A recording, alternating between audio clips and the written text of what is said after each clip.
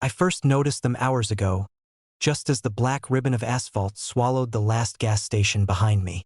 A pair of red taillights hovered in the distance, dim but sharp against the velvet dark. I pressed my foot harder against the accelerator, letting the engine hum deepen, letting the tires thrum across the tar. The lights stayed the same size, not smaller, not larger, perfectly constant. At first, I thought it was a trick of perspective, the tired mind playing with shadows.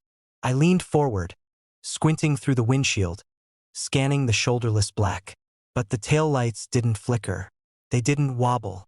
They didn't blink. They simply floated. I shifted lanes, weaving past the occasional white reflectors that blinked under the headlights like the eyes of some unblinking animal. The lights mirrored my movements. When I swerved left, they stayed dead center. When I floored it, climbing toward 90, the red pinpricks remained static, unmoved by my speed, unmoved by the distance I imagined I had covered. I reached for the rearview mirror. Nothing. The dark road behind me stretched empty, infinite. But in the passenger side mirror, just beyond the edge of the frame, they glowed. Two pinpoint sparks hovering in a place they shouldn't. I blinked. The mirror reflected nothing but the curve of asphalt and my own hands on the wheel. Yet when I glanced back at the road ahead, the lights were there again. Same size, same distance, perfectly still. I tried logic. Maybe I'd entered some kind of convoy. Maybe another car had slowed for a hazard I couldn't see. I blinked and imagined merging behind them, but as I neared, the lights stayed unmoved. I adjusted speed. 50, 60, 70 miles per hour. They kept pace with nothing, taunting the limits of reason. Lane changes? They ignored them. Turnoffs? They remained pinned to the center of my vision. A shiver ran down my spine. The highway stretched like an eternity of wet ink, reflective markers clicking under my tires. Each mile marker I passed was the same. 83, then 83, then 83. My pulse accelerated. I took a hard right at a junction I didn't remember, then a sharp left at another I didn't recall seeing before. The red lights traced my path as though they were anchored to me, yet at the same time untouchable. I tried to call someone, anyone. The phone, tethered to a dead signal, whispered only silence. I pounded the wheel, willing the road to curve, to rise, to drop, anything, but it remained flat and featureless.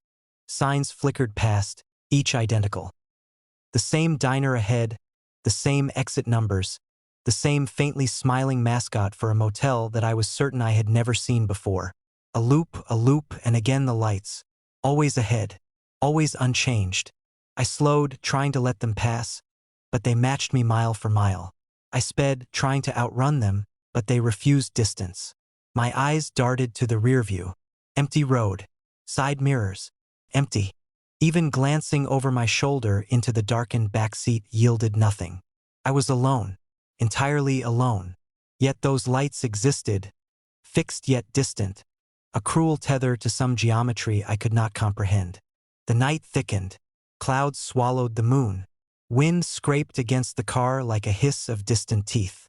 My reflection in the windshield wavered, distorted, as if the glass itself were a membrane stretched over an invisible void. I realized then that the hum of the engine was wrong. A note too low, vibrating unnaturally against my ribs. Not the engine. Something else, something beneath the road, resonating with me. I braked abruptly at a bend that appeared impossible. The lights didn't react. They did not veer, they did not flicker. They existed on a plane unbound by asphalt, unbound by time. And yet I could not lose them. Panic set in. I swerved, trying to take exits I couldn't remember seeing, taking roads that doubled back on themselves. Every curve returned me to the same stretch, a black ribbon punctuated by white reflectors and those impossibly still lights. The forested edges of the highway seemed to lean in, trees twisted unnaturally, their shadows brushing my tires as though alive. I slammed the horn. The sound echoed, warped, as if bouncing in a tunnel larger than the sky. The taillights remained, silent, unmoved, patient. I caught a glimpse of the lights in the windshield just above the steering wheel. their reflection superimposed on my own terrified face. They were closer than they should have been. Or maybe I had grown farther away. The geometry made no sense. I felt the wheel loosen in my grip. A nausea rose in my throat, the sensation of being suspended above my body, tethered only to the road that was no longer certain. Hours, or what I imagined were hours, passed. The lights never changed. The road never changed. My speedometer spun uselessly. My tires screamed across asphalt that gave no answers. I realized that the lights weren't following me. I was following them. Or worse, they were guiding me, shaping the reality around me, bending the distance, folding the road. I had become the observer and the observed, caught in a single inescapable moment. A rest stop appeared suddenly, neon flickering like a dying heartbeat. I pulled in, desperate. Nothing was there. Empty asphalt. Trash scattered like confetti in the wind. No vending machines, no toilets, no lights beyond the dim glow of the signage. And then, from the darkness, a sound.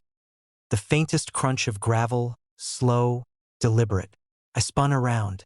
The lights were parked on the shoulder behind me now. Perfectly still, just as before. No car, no reflection, only their red eyes fixed on me. I tried to speak, to plead, to scream, but my voice was swallowed by the night. I climbed back into the car, doors locked, eyes glued to the road. And then I saw it, the license plate. Or rather, what should have been a license plate. It was blank. No numbers, no letters, just an expanse of black glass that seemed to absorb the light from my headlights. The car itself wasn't there, or it was a void shaped like a car, a vessel for the impossible geometry I could not yet name. I floored it again, but this time the world obeyed me differently. The lights began to grow. Not smaller as I approached, not larger as I imagined distance, but like ripples in a mirror, bending and stretching around the edges of my vision. The road dissolved into a ribbon of asphalt that looped endlessly, folding under itself. I felt my consciousness stretch along with it, like I was unspooling along the tar, leaving only a phantom trace of my own reality behind. And then the truth came, sudden and horrifying in its clarity. They had never been ahead. They had never been behind. They had never been following, never been leading.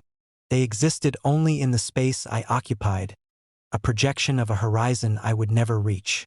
The taillights were me, my fear, my isolation. The endless stretch of highway was my mind, looping, folding, reflecting, bending. And the red dots would never change because they were the only constant. The witness and the witnessless. I slammed my eyes shut. When I opened them, I was still on the road, still alone, still seeing two red lights pinned forever ahead. A cruel smile of geometry and gravity mocking the limits of perception. I drove on. The road was nothing but a thin gray ribbon, disappearing into a night so black it seemed to absorb the headlights. I drove alone, the engine's low hum the only sound, punctuated by the occasional rattle of gravel at the edge of the asphalt. The forest beside me stretched endlessly, trees clustered so thick that their trunks became a wall of shadow. I blinked, and the wall moved. At first, I thought it a trick of fatigue. One blink, and the trees seemed slightly nearer. Another, and the trunks leaned closer to the edge of the road, their roots gnawing at the shoulder as if testing it. I slowed, heart hammering, trying to reason. The distance between me and the dark foliage should have remained fixed. Physics, memory, all told me so. But when I blinked again, the forest had advanced. Not a subtle change. Each blink brought the trees nearer, taller, more twisted. I kept my eyes on the lines painted on the asphalt, trying to anchor myself. The white stripes vibrated beneath the headlights, warped and wavering as if the world itself had liquefied. Gravel crunched under my tires, though the road had been clear a moment before. I blinked again. The trees were impossibly close now, their shadows spilling over the shoulder, blotting the road in thick black fingers. I tried to focus on the rearview mirror. The road behind me stretched into infinite darkness. Nothing followed. Nothing led. Only the same road, empty and still, as though my headlights had never passed it. I blinked, and when my eyes reopened, the forest had shifted. A tree I had passed minutes ago now crouched at the roadside, its bark glistening in the high beams.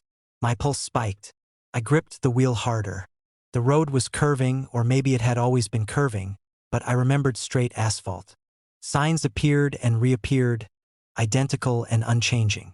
Cedar Lake, next right, flickered past, then again, each repetition exactly where I had already passed it.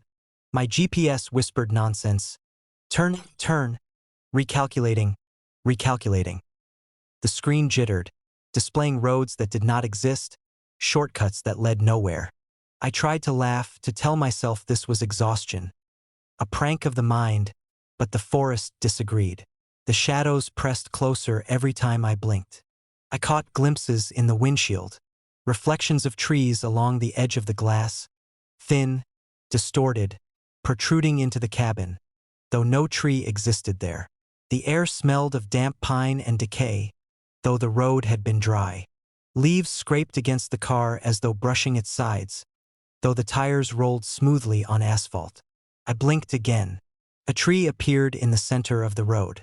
Not a branch, not a fallen trunk, but a standing, impossibly large tree, upright as if the road itself had yielded to it. I swerved violently, tires squealing, but the road had shifted too.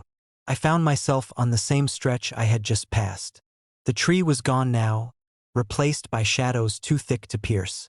I blinked, and a new formation of trunks leaned toward me from both sides, like blackened fingers clutching at the edges of reality. The speedometer spun. The tires screeched. I pressed the accelerator, my pulse syncing with the rhythmic blinking that now felt impossible to control.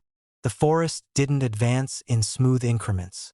It skipped, leapt, sometimes vanishing altogether and returning elsewhere. I blinked, and the road ahead was narrower, hemmed in by impossible tangles of roots and branches that could not exist in three-dimensional space. Mirrors betrayed the illusion. I glimpsed trees behind me that had never been there, lining the shoulder in an impossible geometry. A curve I had not taken now appeared behind me, bending the horizon into a knot. I was moving, yet I felt suspended, dragged through a landscape that existed only while I observed it. I blinked. The forest leaned closer. The headlights reflected in a shallow puddle. I froze. The reflection was wrong. In it, trees arched over the car, roots reaching under it, though above, the road was still empty. I blinked. Reality corrected itself, or rather, reshaped itself to the will of my eyes. Every blink was a negotiation, and the forest had all the power. I tried to reason. Turn onto the next highway. Follow a river. Pull over, stop, wait. But the road repeated, infinite and closed. Exit signs looped endlessly. Mile markers ticked backward. Every choice I made led me to the same narrow stretch, the same leaning shadows, the same impossible geometry. I blinked, and a cluster of trees had moved into the left lane, branches scraping the side mirror. Exhaustion blurred the edge of panic. My eyes stung. My vision flickered. Each blink became a gamble. I wanted to close them, but even that was impossible. I had no control. The world shifted without pause, and yet it only existed in these micro-moments of observation. I realized then that the forest's proximity was not merely spatial, it was cognitive. My perception was the measure of its distance. My blink dictated its advance. I pulled over onto a shoulder that might not have existed. Gravel crunched under tires, the engine idling. I dared to breathe. I dared not blink. But it was futile. The eyelids betrayed me. Slowly, almost imperceptibly, they closed. Darkness swallowed the headlights, and in that darkness, I knew the forest had arrived. Not behind, not ahead, but everywhere, folded into every possible angle of my vision. I opened my eyes, hoping for relief. The road stretched before me, asphalt fading into the black beyond. But the forest was nearer than I remembered, closer than I could comprehend. Trees arched over the hood. Shadows pooled at the tires. Roots clawed at the edges of perception. The geometry of the road itself had bent to accommodate them. I tried to reverse, but the road curved impossibly, bringing me back to the same spot. Blinking was no longer voluntary. It was a trap. Every instant of observation fed the forest. Every involuntary lapse of eyelids allowed it to rearrange itself. The shoulderless highway had become a cage, the walls of shadow enclosing tighter with every pulse of my eyes. I was moving, and yet I was stationary. I was alive, and yet the forest measured me like an equation, adjusting its form to fill the gaps I left with every blink. Finally, I understood. I could not escape because the forest was defined not by space, but by me. Each blink I took was a concession, each closing of the eyelids an invitation. The moment I looked away or tried to rest, the trees would advance closer and closer until there would be nowhere to blink at all. I was trapped in a landscape that existed only to react to my perception, a roadless road bending in impossible dimensions, guided by my own failing eyes. I drove on. I could do nothing else.